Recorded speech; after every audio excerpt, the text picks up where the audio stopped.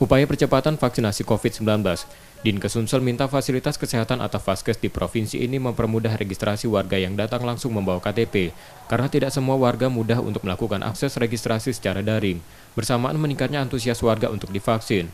Vaskes juga diminta tidak menyimpan vaksin lebih dari 10 hari agar tidak ada penumpukan, karena distribusi vaksin dilakukan setiap pekan.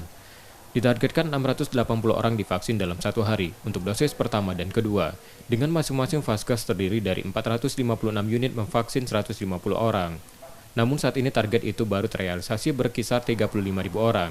Dinkes Sumsel juga mengupayakan vaksinasi COVID-19 dilakukan di sejumlah sentra vaksinasi pada akhir pekan. Ketersediaan vaksin di Sumsel saat ini berkisar 600.000 dosis yang tersebar di seluruh kabupaten dan kota. Ya, kita harus memanage terutama registrasi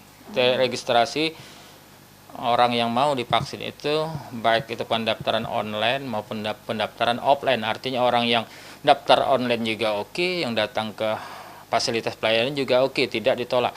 Tidak semata-mata itu pendaftaran online, karena tidak semua orang bisa mengakses pendaftaran online, apalagi misalnya yang sudah tua, yang tidak paham dengan teknologi penggunaan HP.